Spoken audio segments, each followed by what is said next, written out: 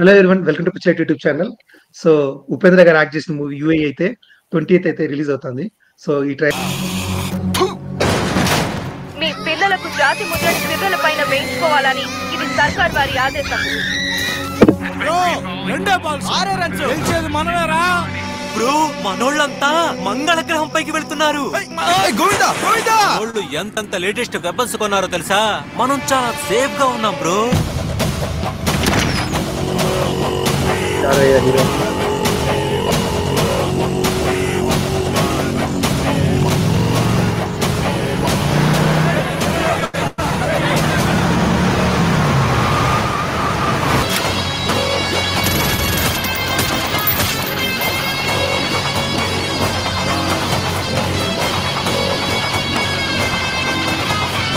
బాగుంది. కాకపోతే నాకైతే కల్కి మూవీ వారణాసి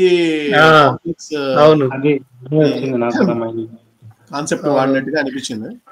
ఉపేంద్ర, నువ్వు ఏ మూవీ తీసుకున్నా అది ఆడినా ఆడకపోయినా తన మార్క్ అనేది ఖచ్చితంగా వదులుతాడు. అక్కడ టైటిల్ దగ్గర నుంచి స్టోరీ విషయంలో, డైరెక్షన్, ఏ విషయంలో తీసుకున్నా, అతను క్యారెక్టర్ డిజైన్ విషయంలో కూడా ప్రతి చిన్న దాంట్లో కూడా ఉపేంద్ర మార్క్ అనేది ఖచ్చితంగా అనిపిస్తుంది. ఆయన ఆలోచన విధానాన్ని మన యాక్సెప్టెన్స్ ఉందే, దాని చాలా కన్వీనియన్స్ గా ఉంటది అయింది. లేదు, ఆయన చెప్పడం కూడా ప్రమోషన్ సినిమాలో తెలుగు వాళ్ళకి మాత్రమే సినిమా అర్థమవుతుందంట. తెలుగు వాళ్ళకి మాత్రమే సినిమా అర్థమవుతుంది. కానీ ఆయన స్పెషాలిటీ ఏమంటే అన్న, నార్మల్ ఆడియన్స్ కూడా ఆ పాయింట్ అనేది కరెక్ట్ గా కనెక్ట్ అవుతుంది. కొంచెం కల్ట్ ఫ్యాన్ బేస్ కూడా ఉందబ్బా తెలుగులో. ఎగ్జాక్ట్లీ గానీ ఏ గానీ ఇవన్నీ రిపీట్ లో చూస్తారు మనలైతే. మనకి ఉన్న కొంచెం టిపికల్ గా కనపడి ఉపేంద్ర అని అంటాం కదా మనం. క్యారెక్టర్ డిజైనింగ్ ఉపేంద్ర అని అంటాము. నిక్కచ్చిగా క్యారెక్టర్ ఏంటంటే నిక్కచ్చిగా ఉంటది, నిజాయితీగా ఉంటది, అబద్ధాలు చెప్పదు. న్యాచురల్ ఒక మనిషి ఎటువంటి అబద్ధాలు మాస్క్ వేసుకోకుండా జీవిస్తే ఎలా ఉంటాడో అది ఉపేంద్ర సినిమాలో concept, hero characterization concept wise అంతా బాగుంది. బడ్జెట్ ఎంత మనకి బడ్జెట్ అయితే కొంచెం పెట్టినట్టుగానే కనిపిస్తా ఉంది.